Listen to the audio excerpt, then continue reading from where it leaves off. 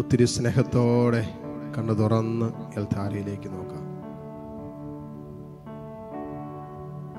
ഇതാ നീതിസൂരനായ കർത്താവ് നമ്മുടെ മുമ്പിൽ.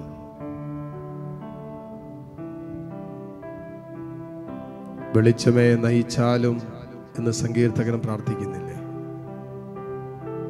ഇതാ സൂര്യനേക്കാൾ 10,000 മടങ്ങ് ശോഭയേറിയ വെളിച്ചം. നിന്റെ അന്ധത, നിന്റെ അന്ധകാരം, നിന്റെ ആത്മാവിൻ്റെ ഇരുട്ട് നിറഞ്ഞ അനുഭവങ്ങളെ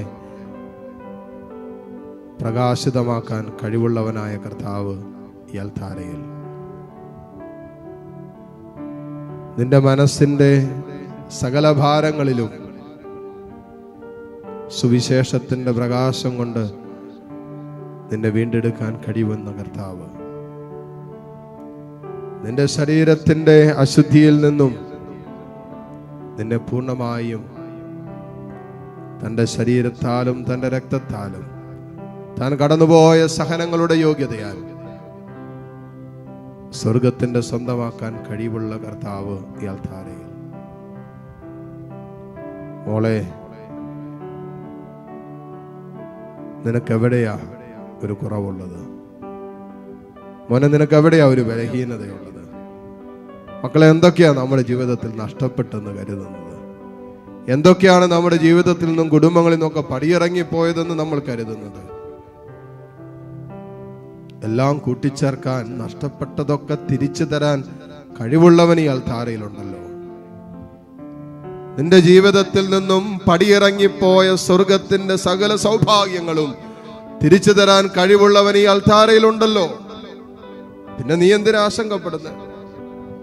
സങ്കീർത്തകൻ ചോദിച്ചോലെ, എന്റെ ആത്മാവെ നീ എന്തിനു വിഷാദിക്കുന്നു? നീ എന്തിനാകുലപ്പെടുന്നു? കർത്താവിൽ പ്രത്യാശ വയ്ക്കുക, അവിടെ നിന്ന് എന്നെ നോക്കിക്കൊള്ളും. ഇതാ കർത്താവ് നിന്നെ നോക്കിക്കൊണ്ടിരിക്കുക. കർത്താവ് നിന്റെ മനസ്സിന്റെ കോണുകളിൽ ഇങ്ങനെ അവശേഷിക്കുന്ന സകല കാര്യങ്ങളും കർത്താവ് കണ്ടുകൊണ്ടിരിക്കുക. നീ ഇന്നോളം പറഞ്ഞിട്ടില്ലാത്ത വിഷയങ്ങളും തമ്പുരാൻ അറിയാലോ. നീ ആരോടും പങ്കുവെച്ചിട്ടില്ലാതെ ഉള്ളിൽ കൊണ്ടു നടക്കുന്ന, നിന്റെ ചങ്കിൽ കൊണ്ടു നടക്കുന്ന ചില ജീവിതത്തിന്റെ സ്വകാര്യ ദുഃഖങ്ങളില്ലേ, അത് ഈശോയ്ക്ക് അറിയാന്നേ.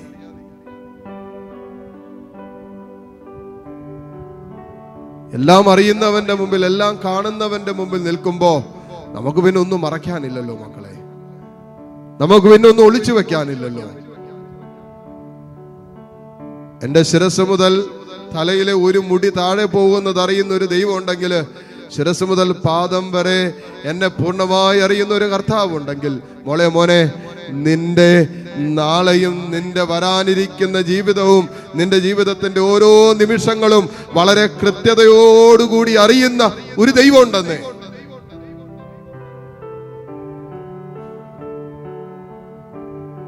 നിന്റെ രോഗത്തെക്കുറിച്ചും കർത്താവിനറിയാം.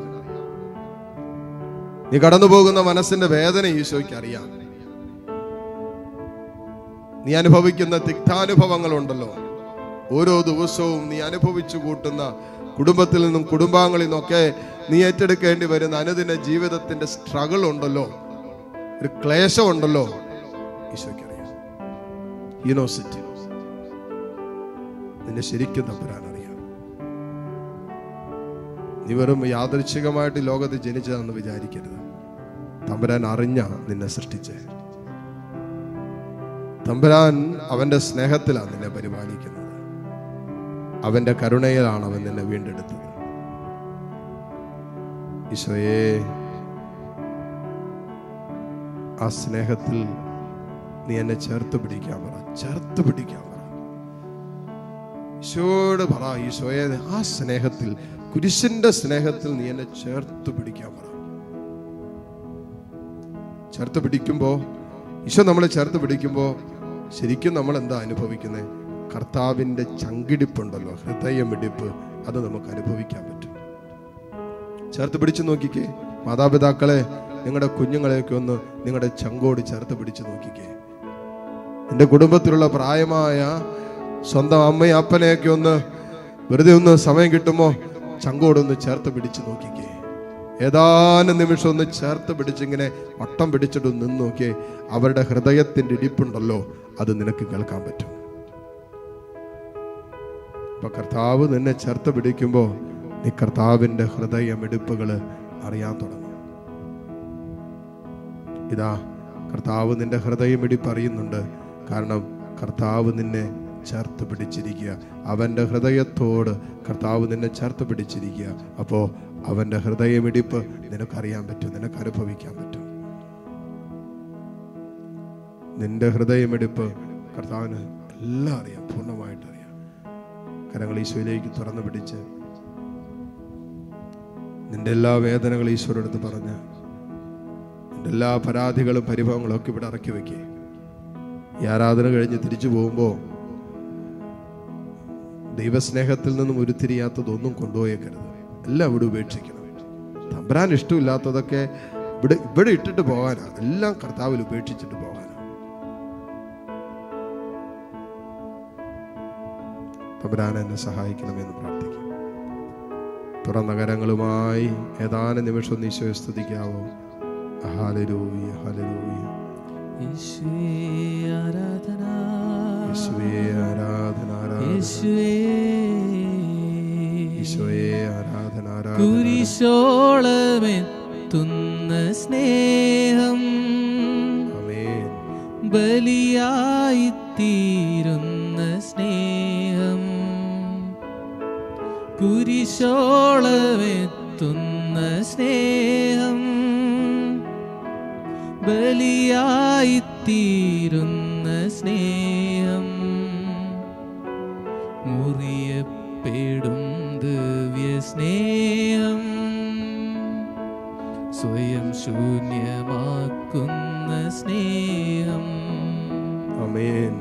മുറിയപ്പെടും ദിവ്യ സ്നേഹം, സ്വയം ശൂന്യമാക്കുന്ന സ്നേഹം, ഇന്നു കാണുന്നു ഞാൻ ഈ തിരുവോസ്തിയിൽ, ഇന്നു കാണുന്നു ഞാൻ ഈ തിരുവോസ്തിയിൽ,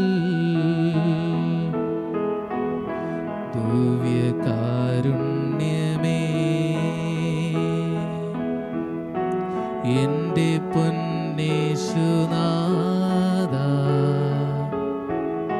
വന്നു വാണിടുമോ എന്റെ ഹൃദയത്തിനുള്ളിൽ,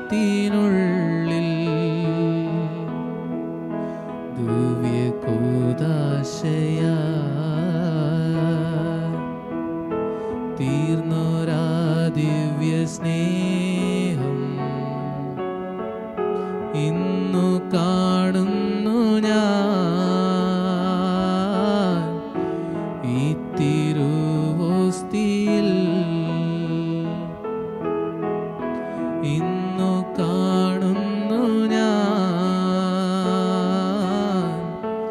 ഈ തിരുവോസ്തിയിൽ.